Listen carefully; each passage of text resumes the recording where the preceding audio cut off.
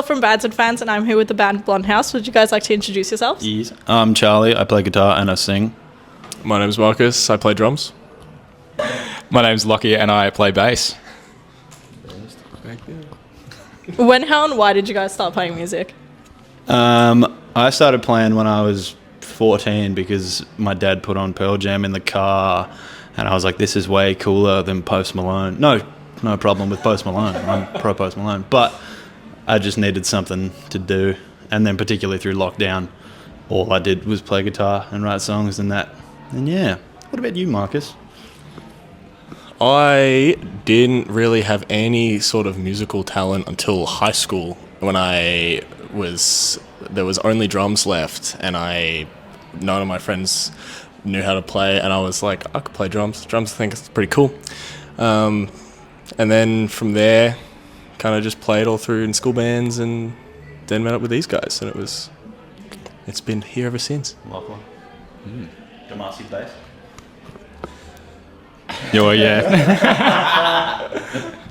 I did the guitar lessons that literally everyone does for that 6-month period in primary school, and then sort of didn't really touch it until high school, and then I wanted to get back into it. Found that literally everyone plays electric guitar, so I thought I'll play bass. You need a bassist, and I've just loved it ever since. Been in a few different bands, some good, some others. And the rest is history. Speaking of old bands, Charlie, why do you hate your old band so much? So let's hear it. Talk about it. What was the question? So why do you hate your old band so much? Oh, that's a bit harsh. I don't hate them. No, I think we very much hate creative differences, and I think that some of the commitment levels were very much different. And I think we had different goals, and I was sick of playing the songs that I wrote when I was 15 with dudes that I didn't really see very much. And I was like, it's time for something new and something closer to home, because I all lived in Werribee and I lived in Geelong, and that sucked. And now I live in Melbourne and everyone else lives in Geelong, so it's like not changed at all. It's, if anything, it's worse. But I like playing with these guys a lot more, which is tough. But no. It just kind of happens. It was a high school band. If you don't hate your band, then why do you hate David Byrne so much? David Byrne? I don't fucking hate David Byrne. I love David Byrne. Oh, wait, did you say David Byrne or Josh Woody? David Byrne? That's the question I've gotten from people. Josh Woody put me on to David Byrne so hard. I remember I was walking out of uni one day and I was like, this must be the place, it's cool. And then Josh was like, you should listen to a song called Born Under Punches. And I listened to it, I think, about 10 times the whole way home. It was on a loop. And then I did the deep dive into the Talking Heads. And we don't really sound anything like Talking Heads, but I like to think that there's a little bit in there with some grooviness. And yeah, so I have Josh Woody to thank for my last 2 years of musical taste. What's the best and worst thing about being a band from each of you?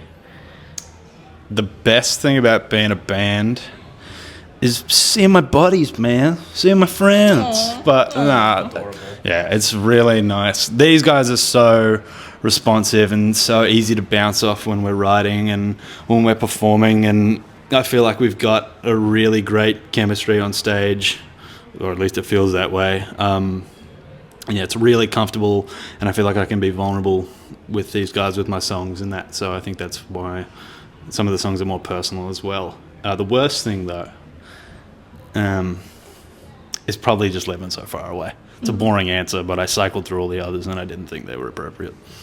What about you, Marcus? What did you say? I didn't hear that at all. He was too far away. Oh, yeah. Otherwise, everything's great. Best thing I think is just, it's an opportunity to express. It's an opportunity to all of us come together. We all have a great time. We all really love what we do, and it's sort of a great way for us all to be part of the bigger picture community. Everyone does this thing that we love doing, and it's really cool. So I think that's probably the best part. It's just a lot of fun overall. Worst part, probably just scheduling. sucks. Like, everyone's doing, we've all got this, everyone's doing their own things, but however, we do pretty good, I think. I think we've done pretty well. And but he moved away from us, and it's taken a toll. Don't you think? I'll pass it on to you.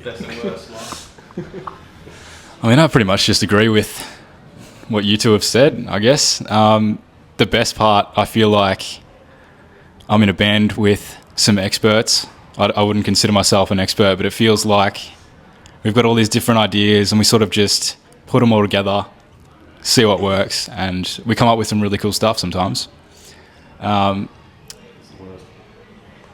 worst... If you say it's scheduling.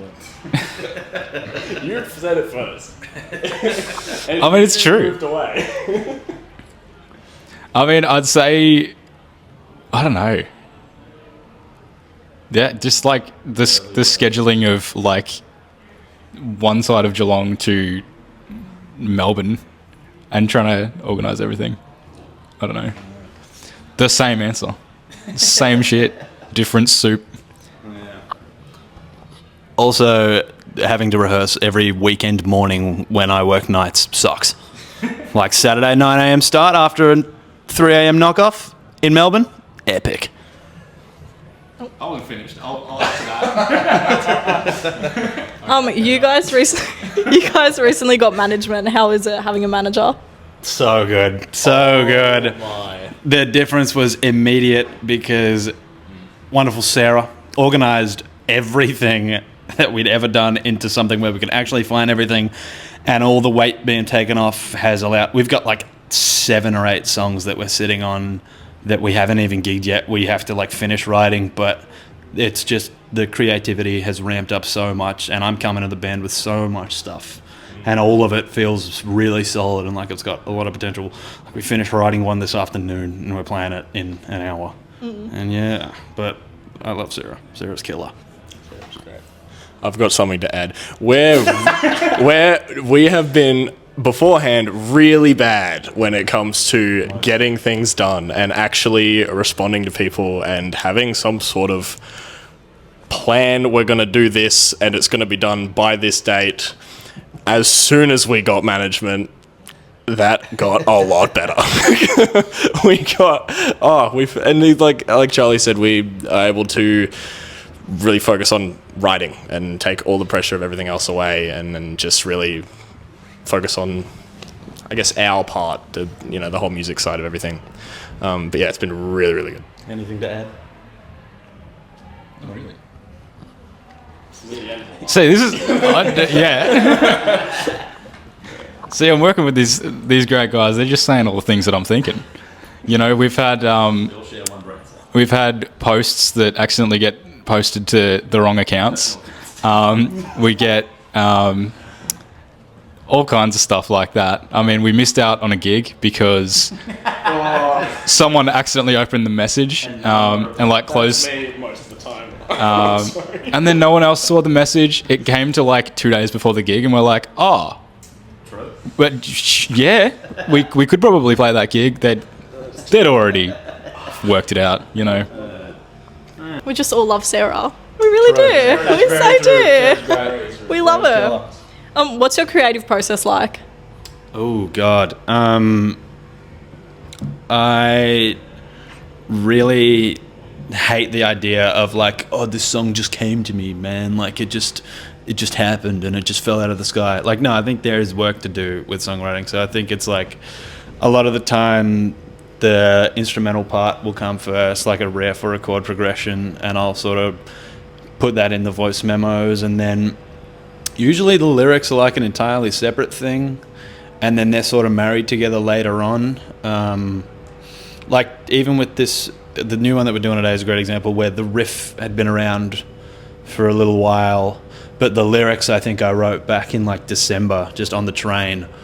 And I was like, oh, this sounds nice and poetic, and I'm sure one day there'll be a melody that goes with it. And then eventually you just kind of stumble upon something. And sometimes that changes. Sometimes it's like I've written the lyrics to a song that is finished, and then 3 months later I'll write a new chord progression and song instrumentally, and then I'll be like, oh, these actually work here. And then this is the one that ends up going to the band, so the lyrics can sort of change. But Yeah, and a lot of the songs are very personal, very much about anxiety and, you know, all that sort of stuff, all the good stuff that comes with being a young person and all that. But yeah, and then I sort of bring the chords and lyrics and that to the guys, and sometimes I've got a pretty like, all right, you need to do this, this, this, and this. I've got a pretty set image of this, but sometimes I'm like, I have this, do what you will, and those are often the best ones. But yeah, it changes a lot, but it's, yeah, usually instruments first. What about you? Oh, I feel like this is... like it's normally... I think when we come to write after Charlie's got some sort of a riff, or even if it's like a vocal melody or something, I think we'll like jam on it a bit. Maybe something comes of it, maybe it doesn't. Oftentimes it's like we end up with lots of little different things that could be other songs, or it could be little ideas that could be used for other things. But I mean, it's sort of... A lot of it comes from Charlie's brain, really. He comes and brings the balls of it, and it's great. It's great. And then me and Lockie put our flair on it, and then it comes out all right a lot of the time. Yeah. No, I think that some of the best days is when we go, let's write a song today. Charlie's got a handful of riffs and, I don't know, let's put something together. And we go, all right, let's try and figure out what we want it to sound like. And that can be maybe how we're feeling or what we're thinking at the time, what's going on in our lives. You know, let's make a song that makes us feel like this, or let's make a song that sounds like this emotion, or something like that. Yeah. A lot of angry songs. Angry songs, exciting songs, sad songs. That you can dance to. Yes. That's the important part. Always bring your dancing shoes. Are there any themes or emotions that you find a bit harder to express through your music, or no? Yeah, I think there's been some sort of personal grievances and moments that I've had throughout my life that I've attempted to write about, but it's just never happened. I think about like a pretty dodgy time that I had when I was a bit younger, that even in my last band, I tried for years to write something about, and I was like, but I think I put too much pressure on it. I was like, because this subject is so heavy to me, it has to be like my magnum opus. Like, it's got to be the best song I've ever written, and then it can never be topped until something worse happens. So, but yeah, I think that's happening less now because I don't subscribe as much to the idea of the tortured artist. I think art is something that you can do in spite of tough feelings and tough situations and stuff. But yeah. Yeah. You guys have one EP, Fear of the Unknown. Do you want to tell us a little bit about anything you'd take away from making it? Oh, it was so much fun to make. It was all written and recorded before we played a show, which is like the polar opposite of any workflow I'd had before.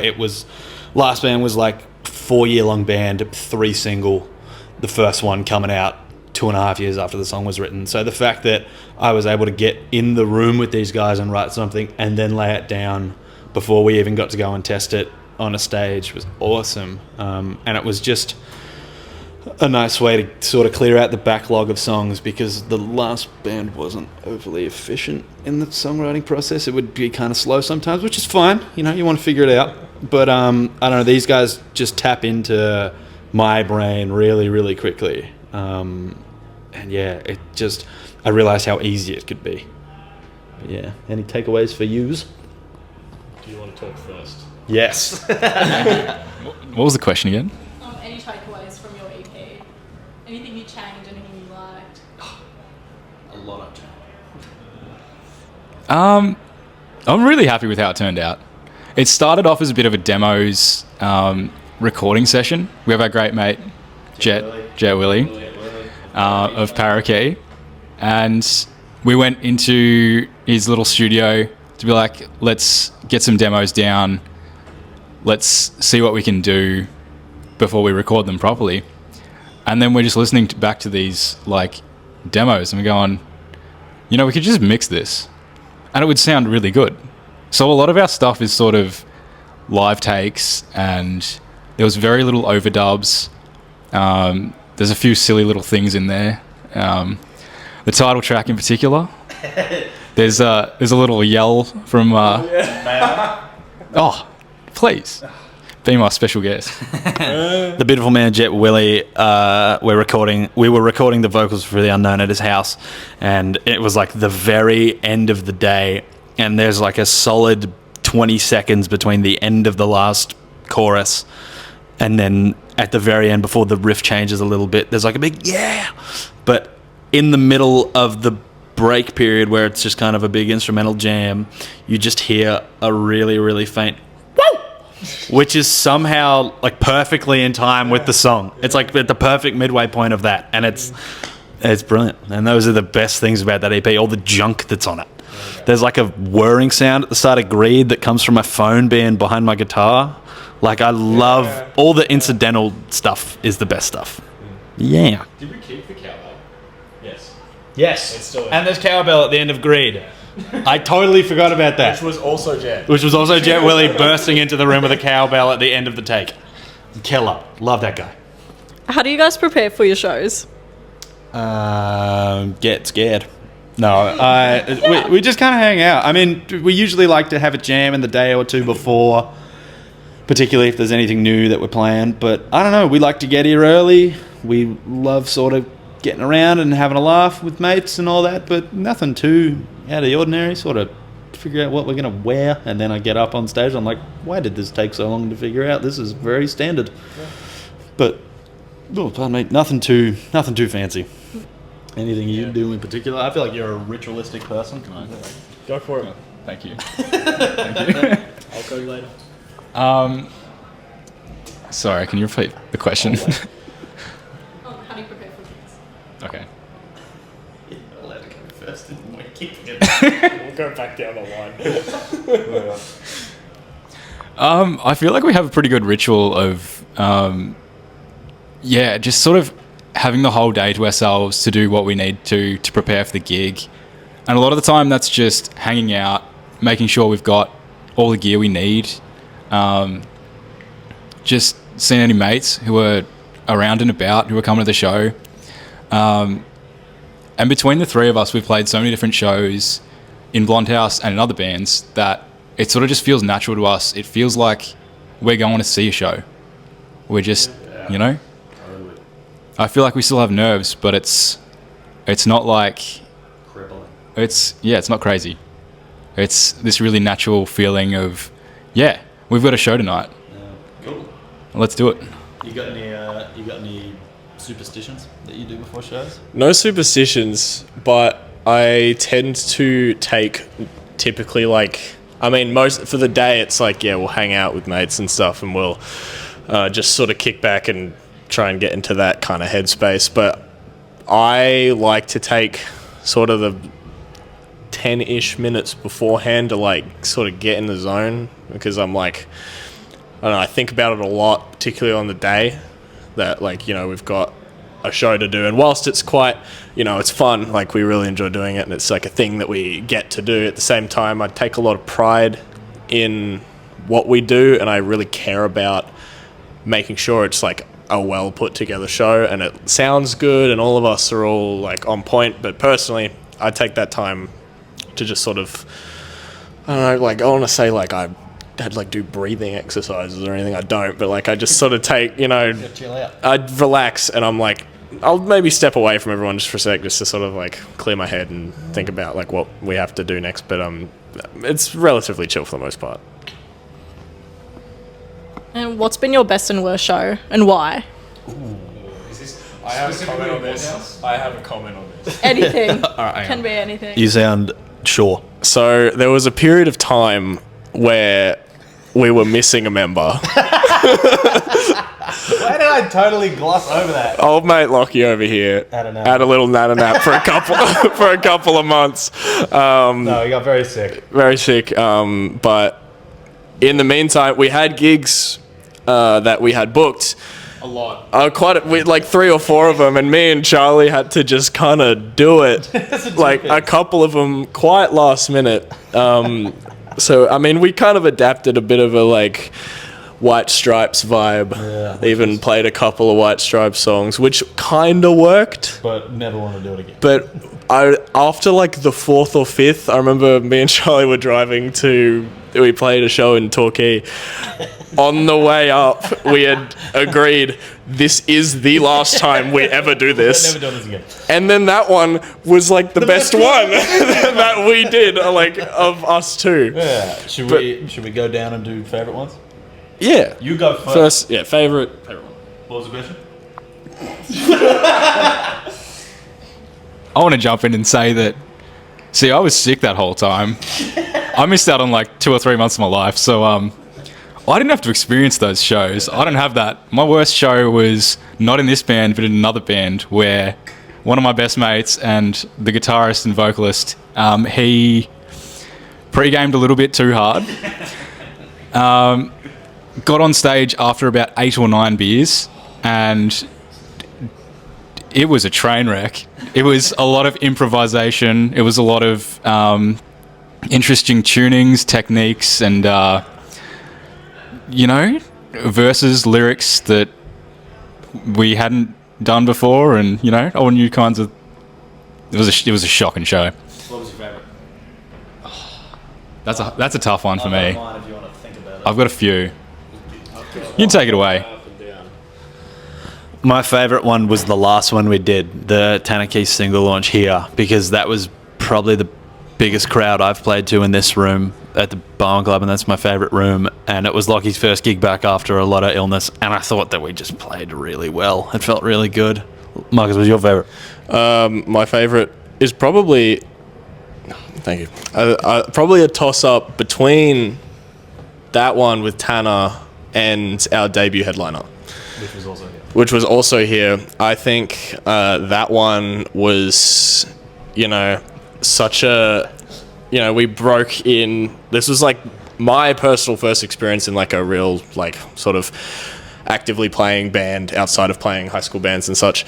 But, all our friends there, we just had this fresh batch of songs, and we all played really well, I felt like, and that was just a lot of fun. That's probably my favourite one we've played. Although Tanner's was great because it was the first one we played after he came back, and it was like, we realised how much we needed a bass player.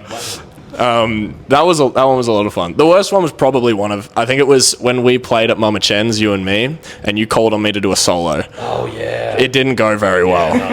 That was like, because that morning Charlie was like, I'm gonna just throw some White Stripe songs at you on the fly, and you'll just figure it out. So I'm driving up to Melbourne, just learning these songs in my head, and it wasn't that bad, right, but that was probably the most uncomfortable I've been like playing. I didn't really want to do it, but What's your favourite? Just one. Just one. It'd have to be the one where I came back. I mean, I had so much support from all my mates. It was such a cool show.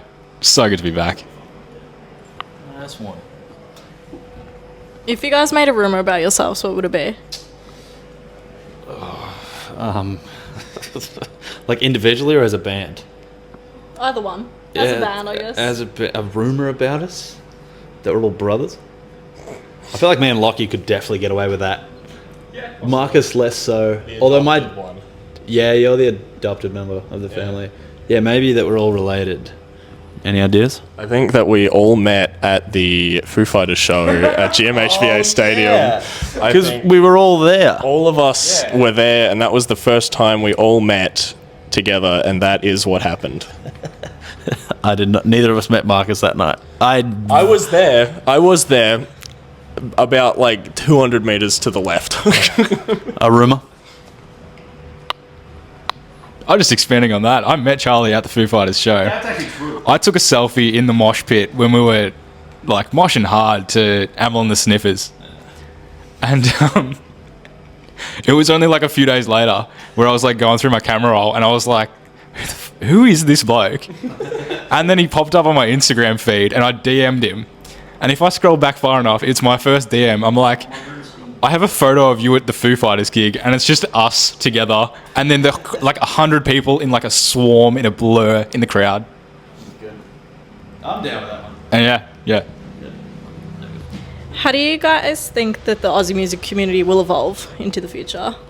I think that scenes will become broader, like geographically. Jeez, I struggled with that one.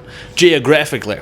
I think that, like, it will become a bit more of a sort of a Victorian scene and a New South Wales scene, because everyone's becoming, it's all going more digital and more digital. Like, I don't think it'll be limited so much to, like, this is my scene. It's like me and the guys who live on my street. It's going to be like, this is my scene. It's me in Lorne and this guy in Bendigo and this guy in Beechworth. How good's Beechworth, by the way? But yeah, I don't know. I can just see, like, everything expanding. Like, even Lee, he plays in bands in Geelong and he plays in, like, 2 that are based in Brisbane.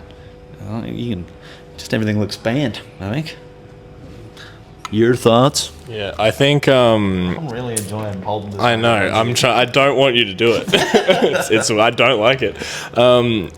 It's sort of playing off of what Charlie said. I think it probably will become very much a state-wide sort of thing, because there's so many bands in, particularly Melbourne. It's like there's people everywhere in bands. There's always something going on at some venue.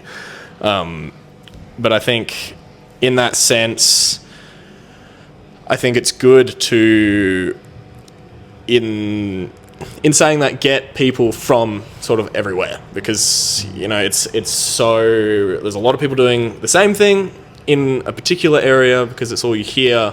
But I think, yeah, grabbing people from different areas that sort of have their own sort of sound in those spots, I think is probably where people will probably lean towards, because I feel like that in turn makes you different to what is just kind of everywhere in that way. I don't really have much to add to that. I think that it's sort of just the Instagram Reels and TikTokification of everything means that we can share things a lot easier. And, yeah. I don't know. No, I definitely agree. I feel like it is getting much broader. Like, everyone's kind of jumping in with it. But any up-and-coming artists you guys would recommend? Special Guest. I love Special Guest so much, and I love Parakeet, and I love Left of the Avenue, and I love Cool Dad, and I love Blondehouse. And Bliss, who we're playing with tonight, are killer. A bit older than us and have been doing it for a little longer, but so good. And I recently found an artist from Canberra named Ulla, Ullah, and she's got a song called I Want It All, and that's fantastic. Quick file. So a lot of what I was going to say was just mentioned, namely Special Guest and Parakeet and Left of the Avenue being big ones. And I also think there's this band called 7 Pound Halo that I may or may not also play in, but I'm just going to leave it at that. But I think, yeah, probably those ones to keep an eye on. I think they're doing really cool things. I mean, you know, not to sound like a broken record, but they've put it pretty well. The only things I can... Oh, and Violet. Yeah. Obviously Violet. Whoops. Hard to... I'm missing one here. But yeah. Who else? There was a band, I'm not sure if they really still play music, Meraki Mines.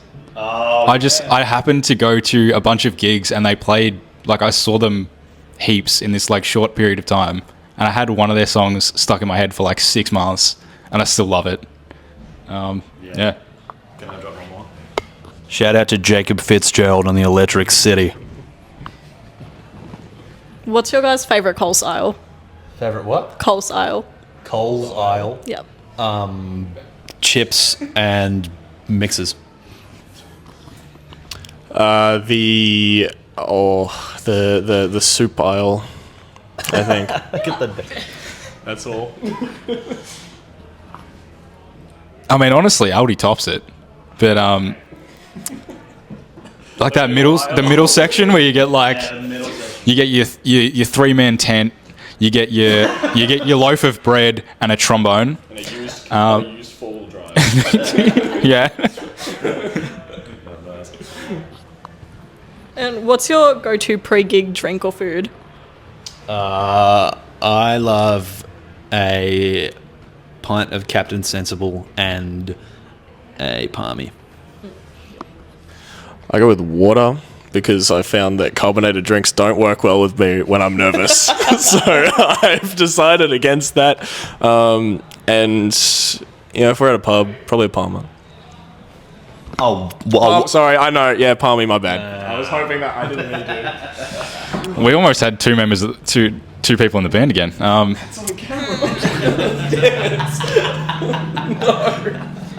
One pint of Stone and Wood Pacific Ale. Nice. And the only thing on the menu at a pub, a palmy. I didn't mean it. And last question, anything to promote or say to anyone watching? We got some shows coming up. We got some stuff coming out throughout the rest of the year. I can't say too much, but a couple of songs that we've been playing for a bit, a couple that we haven't, a couple of very, very fresh ones that we're really excited about. Got a lot of gigs coming up in Melbourne and Geelong and around Victoria and perchance some other places, all things going well. But yeah, go listen to Fear the Unknown and come watch us play it, because we play a lot of it at the shows. And yeah, it's a dancing show for you. Come get your groove on. Yeah, all that again. I think just keep an eye out for all the shows coming up, because we've got some cool stuff to show and we're really proud of it. We've got 3 gigs at the moment in the calendar. There's one that's tonight, so by the time you're watching it, Bergie as well. we got 4 shows coming up if you include tonight, which is in about not long. The 10th of May. Do you want me to rattle them off? 10th of May, we're playing at the Beast With arborists. with the Arborist. I think the lineup is changing a little bit there. Yeah, we haven't read it yet. Check the most up-to-date poster. Playing May 10th. That's that one. May 25th. Playing May 25th CWA. with CWA at the Old Bar. Sponsored by Lambs. It's like a kebab joint, I think. Yeah, it's a kebab. There's a kebab joint sponsoring one of our shows. really? I'm so keen. Can I say the last one? Go ahead. And then on June 11th, we're participating in the Bergie Band Rooms Battle of the Bands. And if you're going to come to any of... That's a lot of B's. How's that for some alliteration? If you're going to come to any of them, come to the CWA one. But then come to that one as well, because I imagine we get judged on how many people come for us. And not to sound really selfish, but that would be a massive help on getting more music out to the people and playing more shows for the people. So if you want to come watch us at a couple of shows, that would be great. But thank you so much for having us. We appreciate it. Yes, well, thank you guys so much. Hope the show tonight goes amazing. Thank you for watching. This has been Vads Advance. Bye. Bye.